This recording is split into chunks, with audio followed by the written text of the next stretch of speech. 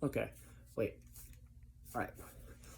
Hey guys, so I wanted to do a bit of a shorter, more helpful video today.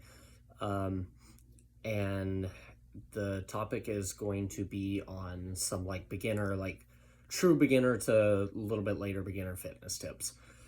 So, starting off, number one, only go to the gym when you're starting off or like working out at home, whatever, 1 to 3 times a week at most. Maybe four, but like if you're going with a partner, but I'd say three at most.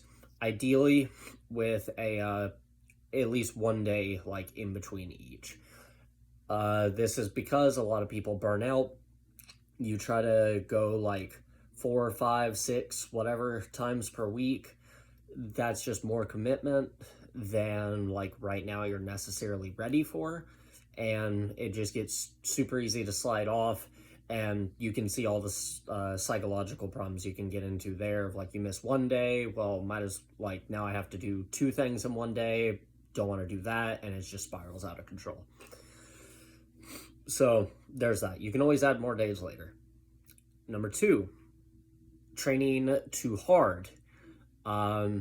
This probably isn't going to necessarily be a problem, but early on, all you need to do is build an understanding of how to exercise. You don't need to, and you don't want to, like, really be pushing yourself at all at first. That's something that more advanced people have to do, which I'm going to touch on, but it also comes with all sorts of downsides, obviously, that you are lucky enough to not have to deal with. For now, just practice movements. We'll talk about which ones in a second. Master them. Just get that repetition in and build up that kind of motor pattern, muscle memory before worrying about pushing yourself or being like, or having a high heart rate or sweating or anything like that. Number three, you don't want to follow a lot of the like programs or workouts you necessarily see online. So what I mean by that is, let's say you're someone who you're motivated to start because like you want your arms to be bigger, for example, just as a specific point. So you look up like best arm workout, and a lot of the time what you're going to see is someone doing a like marathon kind of workout with like 15 different sets of different exercises, different weights, all this sort of like fancy stuff that honestly isn't even that, like, not even useful for most advanced people who've been training for a long time. But especially for you, it's not really gonna do anything for you except burn you out or like get you hurt. My first ever workout at a gym, I did something kind of like this. I worked out my biceps, or really I did pull like back and biceps for like 2 hours after only having done calisthenic work before that. And my biceps were so sore that I could not like move my arms past here or like bend them at all for like four or 5 days, I think, without like excruciating pain. Like not just like normal muscle soreness, but like they were strained. You don't need that kind of crap. You don't want to have to waste your time on it. Stick with basics. Now, what I mean by basics is what we call the foundational movement patterns that are basically they're what's behind every like daily movement, essentially. They're the things like, well, I'll go through them for you.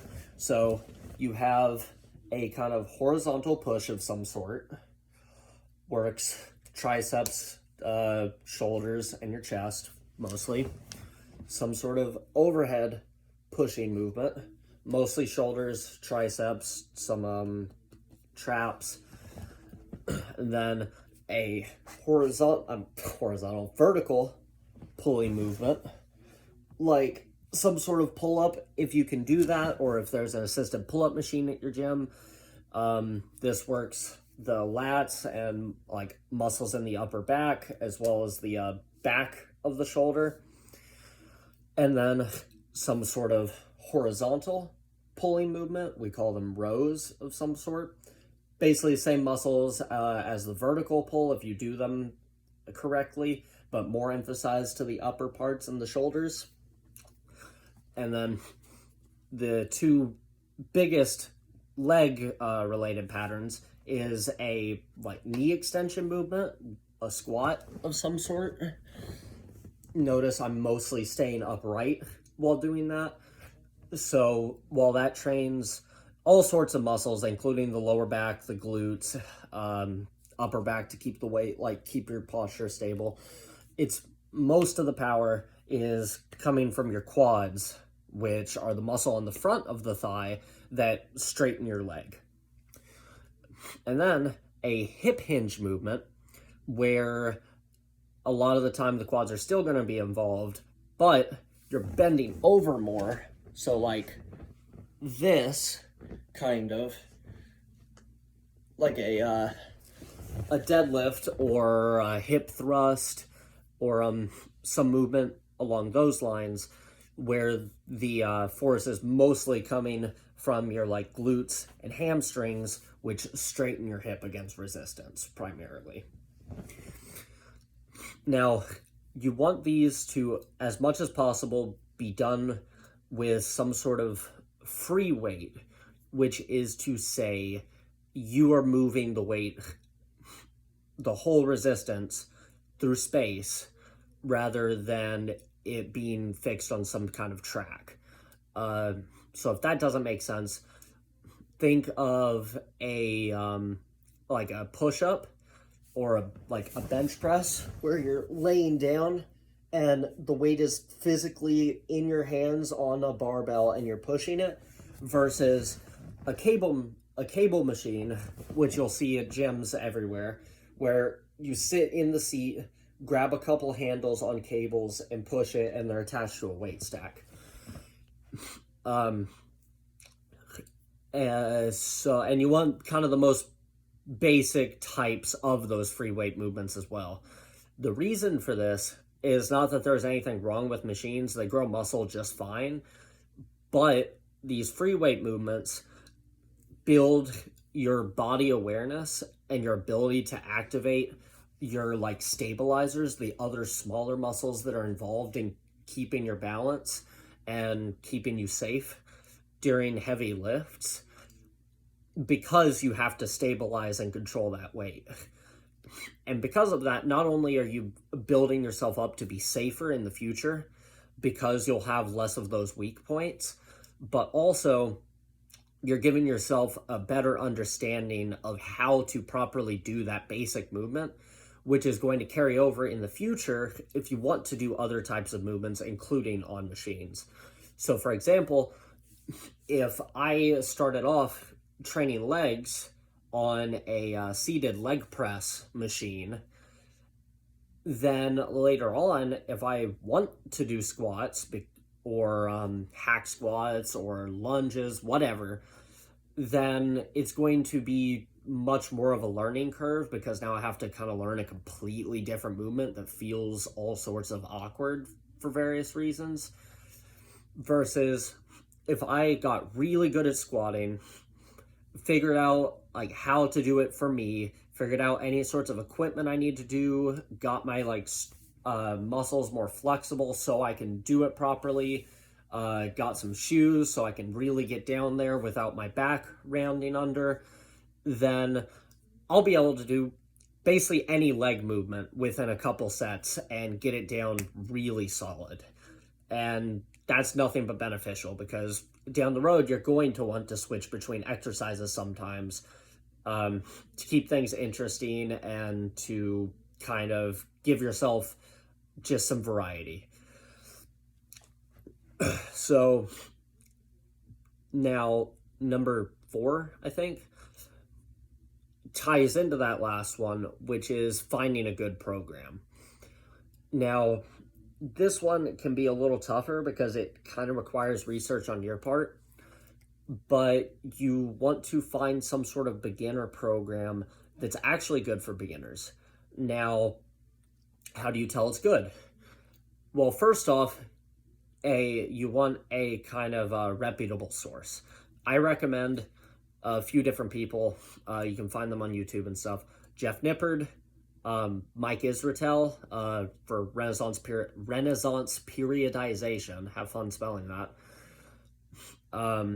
Greg Doucette has some info, a lot of info, good for beginners, scattered throughout videos, especially if you type in like beginner or like some of his lists.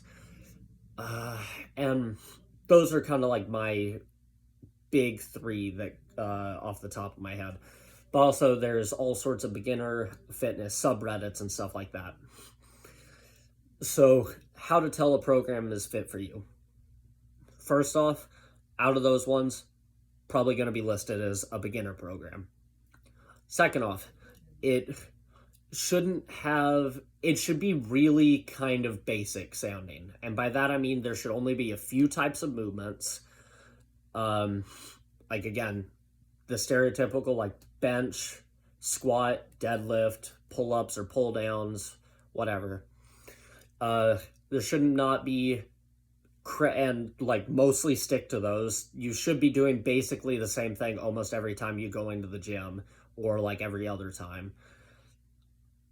Like it's fine if there's like an A-B workout, for example. The reps per set should be kind of like probably moderate, like 5 to 10, maybe like around 15. Too low is like you don't need to be going super heavy as a beginner, and if you're not going heavy, you're just not lifting many reps, you're not getting much practice. Too high and the weight is so light that you're not getting that good like skill practice for lifting challenging weights. And then there's sets. Also, there shouldn't be too many of them because again, you don't want to burn out and you're going to get crazy sore, which also interferes with skill learning. So, and then it should have progressive overload, which means every like week there should be a very clear, consistent way that the workout is becoming slightly more challenging every time. So those are the main things, and it should have very, very clear directions on exactly how to do each movement and have an emphasis on really mastering it above all else. All right, so there's all that. Next tip, tied into all of these points, is again, do not lift too heavy. This probably isn't a problem for most fresh beginners, but especially for people like months or a year or 2 years into things, or even a few more than that. If you're lifting heavier because you know there's a certain weight that you think you should lift, but it's not comfortable for you, that's not a good, it's not a good idea. You don't get strong by lifting weights that strong people lift. You get stronger by lifting weights that you can control, you can do consistently with awesome form. You can eventually come close to failure, like close to the muscle like giving out, without like a whole bunch of like breakdowns in said technique. And you can do that consistently over and over again for months and years at a time. I hurt myself in the past because doing squats, I knew that guys are expected to squat like 225 pretty like quickly. 315 shouldn't be like a big deal or whatever. So I was like, well, I mean, right now I can only do like what was it, like at the time, like 135 or so, and get down really low and not hurt my back and everything. But like that's like weak. So I would like convince myself kind of subconsciously really that I needed to load more weight on there, which meant I was getting the reps in, but my form was really bad, ended up hurting my back, and wasn't even getting like benefit out of it, especially because then it's like, again, you have to progress over time. So how do you progress if you're already lifting too heavy and your form sucks? uh Not well, I can tell you that. You're just going to add more and more weight, and eventually something has to give. So there's that. Now, next tip is kind of try to find somebody who you can go with, a gym buddy, whether it's another novice who you want to start with, or like a friend of yours who's more experienced. Um, Anything really. You can honestly find an opportunity to talk to somebody who seems cool at the gym if you need to. Someone who seems experienced, just be like, hey, I'm new to all this and I really just don't know what to do. Can you give me some pointers? Like, could I work in with you? Could you like help me with my form? Um, Especially if there's like some of the bigger people or more experienced seeming people at the gym who are like friendly to other people and like giving cues. Um, they'll most of the time they'll probably be willing. Realistically, nobody's judging you. All of us, like gym bros or whatever, or gym grows, whatever the girl equivalent for gym bro as a pronoun is, we all think it's awesome when people go to the gym for the first time. Like when we see people who are really overweight or really old or clearly not like super fit on the cardio machine, or really putting in the work to learn the lifts, we think that's awesome. Like it's super admirable because it's easy for experienced people to go to the gym. I have to force myself not to go now because I've been going for years and I just love doing it. It's not like that impressive like psychologically to be someone who's super fit and work out or like accomplish something at the gym.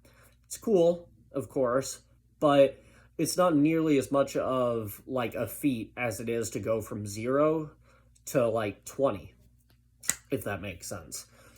So we're all more than happy to help and give you some pointers or whatever. But also, if you make other novice friends, they can like kind of learn with you. And it might not be perfect at first, but that's also okay. Because let me say this: 90, like 80 or 90% of the results from the gym, or probably a lot of things, but especially from the gym, come from just consistency, just sticking with it for a long time, trying kind of hard over time, just trying harder as you get better at it. And like that's it, really. Like sleep well, eat well, train like in some way better over time, following like basic principles like I outlined here. Train harder than last time, as Greg Doucette says, just last time. And you'll get most of the way to your potential. You don't have to worry about fancy stuff or like every little thing. Like, don't get hung up on a bunch of little details. In like, for example, like, oh, when I do bicep curls, like, what if my like what if my hand is like this instead of like this, or what if I'm not twisting, or like whatever. If you're going to the gym, you're improving over time, slowly but surely. And afterward, especially once you're like a few months or like years into it, the muscle is feeling some type of disruption from the like training, you're golden. All right. So the last one, I guess, since touching on that, and this is more on the more advanced in beginner side, is volume. So volume is reps times sets. And what that means, just, well, okay. So reps, just in case, because it just occurred to me, you might not know what that is. A set is how many reps you're doing at one time, like in one, before you take a break and then like rest for a minute or two and come back. So like if I do this 5 times, that is one set of 5 repetitions of bicep curls. Okay, so how do you know how much to do, and how do you evaluate if like a program or a workout is good? So we know that per week, on average, 10 to 20 sets for a muscle group, for an entire muscle group, not per exercise, is about what where most people see like optimal results. And you can kind of tell just based on natural cues from your body. It can be less, it can be more. These are averages. And it depends on all sorts of factors. But for example, and as a beginner, start off with like one set. Just like 1 to 3 sets and just practice. And again, follow program. You'll get there over time. But if you go to the gym and someone suggests to you a workout where it has like 20 sets for biceps, think you can give it a try, but let's say 1 to 3 sets in, you're like, oh, like I've had to reduce the weight a bunch, get the reps I'm supposed to get. I like my bicep is just feeling really like just weird. It's like feeling all crackly and just sore and tired and full. You don't need to do the other 17. That means that the muscle is stimulated to grow, and that's all you need. And then on top of that, that 10 to 20 per week, you should be like, we know that you don't have to, but ideally you should have those split into like 2 to 4 sessions. For most people, 2 is perfectly fine. It's because like the more sets you do in a workout, the more tired you get. Basically, it's just not a good ratio. So like for chest, for chest, for example, you can do like 5 sets of some sort of like bench press on Monday, and then on like Thursday you can do another 5 sets, and that'll be your 10 for the whole week. So I tell you this because there's a lot of a lot of programs out there implicitly targeted to beginners or anybody really. That's like, yeah, perfect chest workout, and it's like a bench press and like a dip kind of thing, or like decline bench press and then an incline and then some sort of like flies to hit every angle. I'm not going to get into the science right now, and maybe I will in a later video if people want it or if I feel like it, but you don't need that. You really don't. It's just, I promise, 1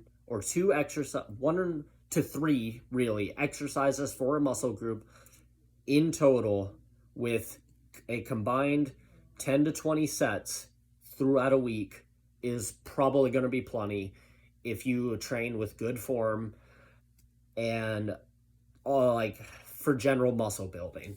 If you're trying to be a strongman or power lifter, recommendations are a little different, too specialized.